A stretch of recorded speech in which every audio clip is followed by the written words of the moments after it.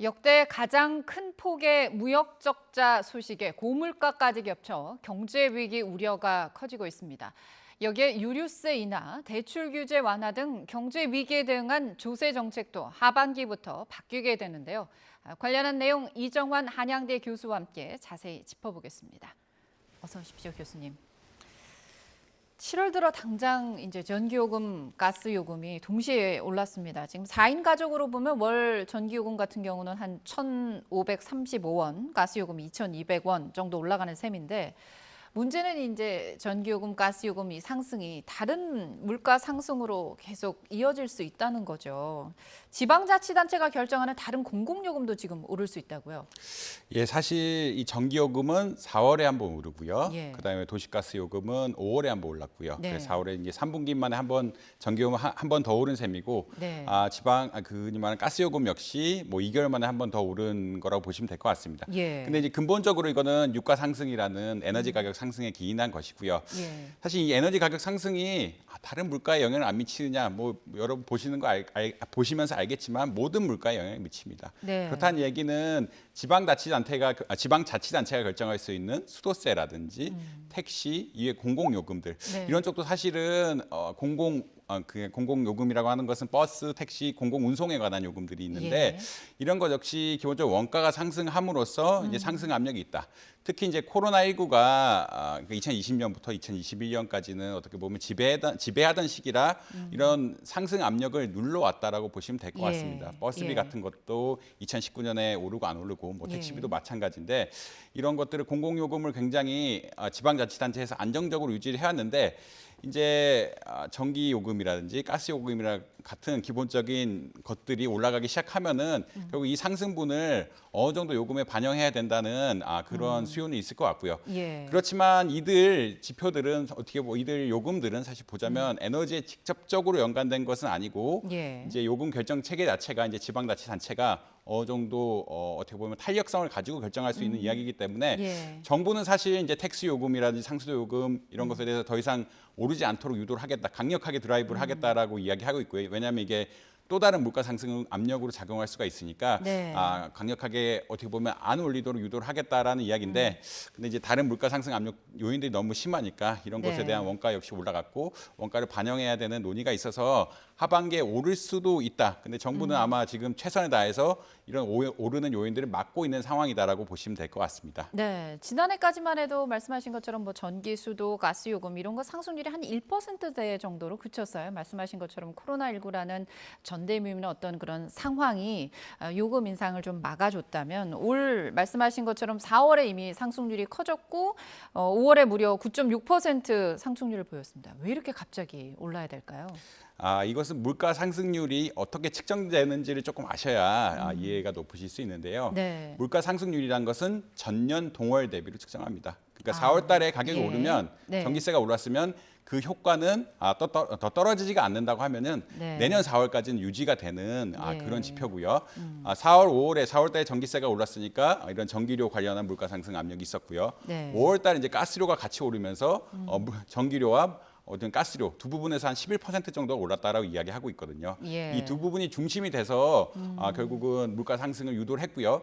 지표상으로 보면은 다시 말하면 어떤 이야기냐? 내년 4월까지는 이 효과가 계속 간다. 왜냐하면 전년 동월 대비로 하는 거기 때문에 이게 예. 빠질 수가 없거든요. 그러니까 작년 2021년 4월에 대비해서 오른 것들 그 지표 효과들이 계속 갈 수밖에 없고 특히 또 올렸기 때문에 특히 네. 이제 5월 그러니까 이제 죄송합니다. 7월에 네. 또 올렸기 때문에 내년까지는 이 전기 요금이라든지 어떤 가스 요금의 상승한 물가 상승 압력이 지표상으로는 굉장히 크게 나타날 수밖에 없다라고 보시면 될 것 같습니다. 네, 내년까지는 전기, 가스 요금 상승 여지가 계속 존재한다는 얘기를 들으니까 점점 더 암울해지는 것 같은데 이번에 이제 전기 요금이 오른 이유 중에 하나가 이제 한전의 고질적인 적자를 해소하기 위한 측면도 있었어요. 그런데 그렇다면 과연 이번에 전기 요금을 이렇게 인상함으로써 그동안의 한전 적자를 어느 정도 메울 수 있는 건지 이걸로 과연 가능한 건지 일부에서는 하반기에 또 다시 전기요금이 오를 수 있다 이런 우려도 나오고 있더라고요.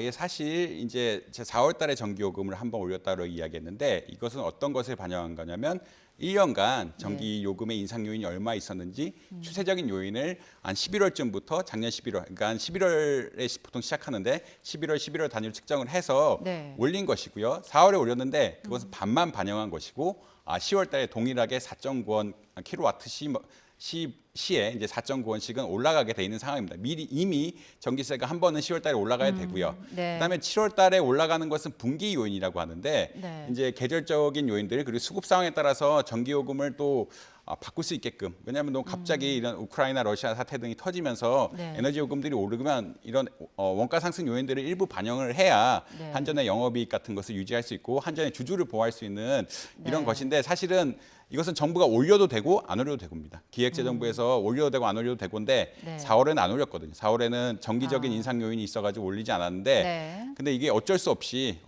지금 7월에는 그 우크라이나 러시아 사태가 진정되지 않고 에너지 가격이 진정되지 않기 때문에 일부 반영한 것입니다. 그리고 이게 그렇군요. 사실 다 반영했느냐 그건 아니고 네. 원래 지금 5원이란 것은 올릴 수 있는 최대치거든요. 연간 예. 올릴 수 있는 최대치를 반영했기 때문에 다시 말해서 원가 상승 요인은 20원 이상이라고 제가 알고 있거든요. 20원 예. 이상으로 알고 있기 때문에 5원 올려도 네. 적자를 조금 줄이는 데는 도움이 되겠지만 실제로 네. 적자를 해결할 수는 없다. 그러니까 뭐 네. 수치적으로 말씀드리자면 올해 한전 적자 예상 폭이 25조에서 30조입니다. 네. 근데 이제 이번 전기료 5원을 올리면서 킬로와트 시당 5원 올리면서 얻을 수 있는 효과는 한 1조 4천억 원 정도라고 이야기하고 있거든요. 네. 그러니까 뭐 물론 당연히 도움되는 이야기고 특히 뭐 이번에 전기차 관련해서도 세금 혜택을 줄이겠다, 그 전기 요금 혜택을 줄이겠다 이런 예. 이야기들이 많이 나오고 있는데 이런 걸 줄인다고 해도 적자 폭을 줄이기엔 너무 어렵다. 그래서 이제 네. 한전이 자산 매각을 한다라든지 이런 논의들이 굉장히 많이 나오고 있는 상황이라고 보시면 될 것 같습니다. 네. 기본적으로 뭐 정리해서 말씀드리면 에너지 가격 인상 요인이 너무 심했다. 그렇기 때문에 그리고 이제 5원 올린 게 우리가 수치적으로 많아 보이지만 원가 네. 상승 요인에 비해서는 턱없이 모자라기 때문에 적자, 올해 커다란 적자가 예상되고 있는데 올해 커다란 적자를 상쇄하기에는 그 올린 폭이 좀 작긴 하다라고 보시면 될 것 같습니다. 네, 인상 요인이 심했기 때문에 어쩔 수 없이 올린 거다. 일부만 지금 반영이 됐다고는 하지만 결국 가스요금, 전기요금이 이렇게 공공요금이 인상이 되면 이게 고스란히 가계 부담이 될 수밖에 없고 그러면 그게 이제 또 경제 전반에 영향을 줄 수밖에 없습니다. 그래서 한국은행 총재도 고물가 상황이 고착될 수 있다는 우려를 전했는데요. 직접 들어보시죠.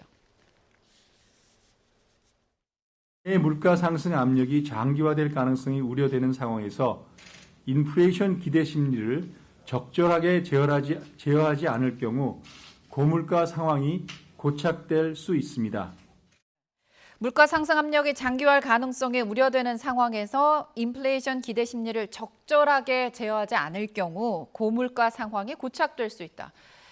전기, 가스 요금 결국 물가 상승을 억제하는 최후의 보루여야 하는데 이게 흔들리고 있는 거 아닌가?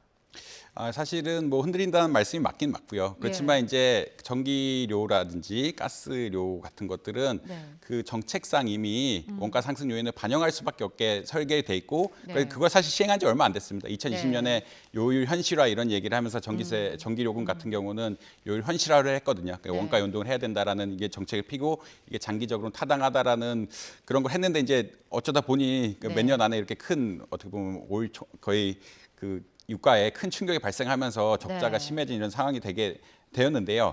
근데 이제 사실상 말씀 주신 대로 이게 아무리 누리려고 하지만 전기, 가스 요금들은 사실 모든 생산의 근본이죠. 모든 제조품 그렇죠. 생산이라든지 네. 소비재 생산이라든지 혹은 서비스업이라든지 뭐든지 근간이기 때문에 원가 상승 요인으로 작용할 수밖에 없습니다. 그렇습니다. 아무래도 이제 매출 원가가 올라가게 되면은 가격을 안 올릴 수는 없거든요. 예. 가격을 안 올리게 되면은 사실 뭐 물건을 만들어서 수익을 내야 되는데 네. 물건을 만들어서 수익을 내지 못하는 상황이 되면은 기업은 닫아야 되기 때문에 예. 일부 이렇게 전반적인 요금이 올라가게 돼 있고 그다음에 앞으로도 전기료 같은 거 올라가게 될 거라고 말씀드렸는데 10월 달에 네. 올라갈 거고 내년 추세 요인 반영하면은 작년 11월부터 올해 11월 기름 가격 상승한 걸 반영해야 되는데 그때는 또 엄청나게 올라갈 가능성이 굉장히 크거든요. 그거는 법적으로 반영해야 되는 부분이기 때문에 앞으로 이제 상당 기간 네. 전기료가 전기 요금이라고 많이 하죠. 전기료 같은 것은 올라갈 개연성이 있고 이에 따라서 물가 상승 압력 이거는 흔히 말하는 펀더멘탈한 요인이기 때문에 예. 유가, 전기, 가스 이런 것들은 다 흔히 말하는 아무도 안 쓰는 부분이 없는 이런 부분이라 생각할 수 있기 예. 때문에 물가 상승 압력을 지속성이 높게끔 할 수 있는 그런 메커니즘이라고 보시면 될 것 같습니다. 네. 지금 안 그래도 유류 유가도 얘기를 해주셨습니다만 계속 기름값이 올라가니까 일단 정부에서 대책으로 유류세를 법정 최고 한도 37%까지 지금 인하를 해놨습니다. 2달 연속으로 오름세를 지속하던 기름값이 지금 일단 하락세라고는 하는데 저도 그렇고요. 주유소 가보면 기름값이 떨어졌다 이런 느낌이 안 들거든요. 왜 이런 걸까요? 사실 뭐 이게 숫자의 착시라고 또 볼 수 있는데 예. 기본적으로 수준이 그러니까 지금 유류세 인하란 것은 전체 기름값을 7% 할인해 주겠다는 이야기가 아니고 예. 기름에 붙는 세금을 기존에 30% 할인해 줬는데 이제 7% 추가로 할인해 줬다라고 이야기하니까 요금 인상 요인이 뭐 휘발유 한 50, 인하 요인 죄송합니다. 인하 요인이 휘발유 57원, 뭐 경유 38원 이 정도 된다라고 이야기하는데 네. 근데 여기 기름값 요새 보면 리터당 2,300, 서울 시내는 거의 2,000원이 안 넘는 데가 없고요. 예. 2,300원, 2,200원이 보통인데 여기서 네. 50원은 하락해봤자 네. 사실은 체감하기는 너무 어려울 정도인 숫자고요. 예. 그 다음에 이제 많은 이제 주유소들이 그러니까 개인 사업자들이시기 때문에 가격에 예. 대한 조정 능력이 조금 있습니다. 그렇기 때문에 예전에 샀던 것에 대해서는 유류세 할인을 받지 않고 산 것이기 때문에 예. 가격 반영하는 것을 조금 늦춰가지고 예. 하는 그런 논리를 많이 가지고 이제 가격을 즉각적으로 내리거나 하지는 않는 상황이라고 보시면 될 것 같습니다. 그래서 예. 두 가지 요인이 다 있는데 이미 가격이 너무 많이 올라서 가격 7% 할인이 아니라 유류세 유류세이기 7% 때문에. 할인만으로 가지고는 저희가 수치적으로 느끼기에는 굉장히 시그니피컨트한 그러니까 유의한 어떤 값을 좀 그러니까 유의한 가격 인하를 좀 느끼기는 어렵고요. 네. 그다음에 이제 정유 사업자의 특징, 그러니까 주유소 하시는 분들이 가격을 이렇게 조금 천천히 내리는 이런 경향성들이 있어가지고 가격 네. 인하 효과를 직접적으로 느끼기는 조금 어렵다. 매번 가도 매번 오르는 것 같은 게 저도 네. 솔직한 마음인 것 같습니다. 네, 오를 때는 빨리 반영이 되는 것 같은데 뭔가 내릴 때는 천천히 반영이 되는 그런 느낌을 많은 분들이 갖고 계시는 것 같아요. 정부가 이렇게 주류세 인하까지 했지만 크게 효과를 못 보면서 정유업계의 짬짬이를 좀 조사를 해보겠다 이렇게 나섰습니다. 업계에서는 굉장히 난색을 표하는 그런 상황이거든요. 사실은 이제 짬짬이란 것은 아까 말씀드린 메커니즘인데 가격을 내려야 되는데 뭔가 또 그러니까 사실은 유가 상승 요인하고 지금 제가 보기에는 이게 네. 정확하게 데이터를 안 본 것이라 확신하기는 어려운데 유가 상승 압력이 계속 있었는데 그 유류세 하락에 대한 효과도 계속 있었죠. 그러니까 어떻게 보면은 조금 안 올리고 이것을 약간은 거짓으로 보고를 하면서 모든 주유소끼리 단합을 해서 주위의 주유소끼리 단합을 해서 이거 결국은 기름값이 올랐기 때문에 유류세 인하 반영 안 된 것이다라고 가격을 보고한 것이 아니냐라는 그런 의혹들에 대해서 약간은 조사를 한번 해보겠다라는 이야기인 것 같습니다. 네. 왜냐하면 이게 유류세 인하분들이 적절하게 반영이 돼야 되는, 그러니까 가격 상승분이 있고 유류세 인하분이 동시에 있으면 둘 다 반영을 해야 되는데 주유소에서 혹시 이런 것들이 아니냐, 결국은 최근 유류세 인하 압력도 있지만 기름값이 계속 올랐기 때문에 기름값이 오른 것만 반영하고 유류세는 거의 안 반영한 것이 아니냐, 이것을 통계적으로 한번 검증을 한번 해보자. 네. 그리고 이것에 대해서 단합이 발생되면은 그 정유업체라든지 이런 데 조금 페널티를 가하는 네. 이런 방식으로 가야 되는 게 아니냐라고 하고 있고요. 근데 이제 문제는 아까 말씀드리는 것처럼 그 정유소 하시는 분들이 결국 주유소 하시는 분들이 개인 사업자가 대부분들이기 때문에 실효적인 페널티가 이게 갈 수 있느냐. 물론 정유업체에 대해서는 페널티를 갈 수 있지만 이 실제 경영하시는 분들은 개인 사업자, 그냥 작은 자영업자시거든요. 자영업자들한테 이게 실질적으로 무슨 페널티가 갈 거냐에 대해서는 조금 의구심은 있는 상황이다라고 보시면 될 것 같습니다. 네. 유류세뿐만 아니라 이제 주택 시장에도 조금 변화가 예상이 되고 있습니다. 정부가 생애 첫 주택을 사는 사람에 대해서는 대출 규제를 좀 완화한다. 그래서 집값의 한 80% 정도까지는 대출을 해주겠다. 이렇게 하고 있는데 문제는 우리가 총부채 원리금 상환 비율이라고 그러죠. DSR 조건은 오히려 강화되는, 뭔가 LTV와 DSR이 약간 엇박자인 것 같은 느낌이거든요. 왜 이렇게 되는 걸까요? 사실은 가계대출이 증가가 최근 5년 사이에 큰 문제였죠. 2014년부터 뭐 2019년까지 데이터를 봤더니 OECD 국가 중에 한국의 가계대출 증가가 제일 빠른 것이 아니냐라는 이런 네. 평가들이 있어서 정부에서는 이런 가계대출에 대해서 굉장한 규제를 많이 했다라고 보시면 될 것 같습니다. 예. 이 중 키가 말씀하신 LTV 규제라는 네. 규제, 지금 흔히 말하는 담보 비율에 대한 규제고요. 네. 그다음에 DSR, 그러니까 소득 대비 네. 얼마나 내가 부채를 빌릴 수 있느냐 네. 이런 규제라고 보시면 될 것 같은데 네. LTV 규제는 말 그대로 이제 내 집에 시가가 있으면 그게 얼마 몇 %만큼 돈을 빌릴 수 있느냐에 관한 이야기였고 이제 이것을 80% 집의 시가의 80%까지는 빌려줄 수 있게끔 하겠다라는 그런 정책을 특히 이제 생애 최초 직구입자에게는 그런 정책을 피겠다는 이야기고요. 근데 DSR은 소득에 연동돼서 내가 원리금을 얼마 상환할 수 있는지를 측정하는 이야기거든요. 네. 정확하게 이야기하면은 원금이라고 하죠. 원금을 10년 상환으로 해서 10분의 1로 하고 그다음에 1년 이자 비용을 해서 그게 이제 자기 총 소득의 40% 이상 가면은 그 이상은 돈을 안 빌려주겠다라는 이야기이기 때문에 그 말은 어떤 얘기냐면 그러니까 지금 어떻게 보면은 사실 DSR 규제가 강화가 되지 않은 시점에도 이미 주택 가격이 너무 많이 올랐고 네. 예를 들어서 서울 지금 뭐 중위값이라고 이야기하죠. 50% 가격이 70%인데 거기에 이제 부채를 아무리 작게 해도 3, 4억은 넣어야 될 텐데 예. 3, 4억을 넣는다는 그거를 이제 빌리려 그러면 DSR 규제에 걸리는 사람들이 너무 많지 않느냐. 예. 그러니까 소득 대비 원금하고 이자를 갚아내는 게 뭐 네. 3억 갚으면 원금은 10년이면 3천만 원이고요. 거기 뭐 3% 정도 하면 100만, 200만씩 더 붙는 건데 네. 그런 거를 할 네. 여력이 안 되는 게 아니냐라는 굉장히 그 논의가 많았습니다. LTV만 풀어가지고 네. 생애 최초 구입자들이 도대체 집을 살 수 있느냐라는 예. 논의 자체가 많았고요. 네. 지금 DSR 규제가 이제 원래 플랜이 계속 있습니다. 원래 이제 가계부채 총량 규제를 하면서 점차 DSR 규제를 강화하고 있는 시점인데 네. 이 DSR 규제를 더 지금 원래는 대출이 2억 원이면은 2억 원 아래면은 그 DSR 규제 적용 안 했는데 이제 1억 원으로 바꿔버렸죠.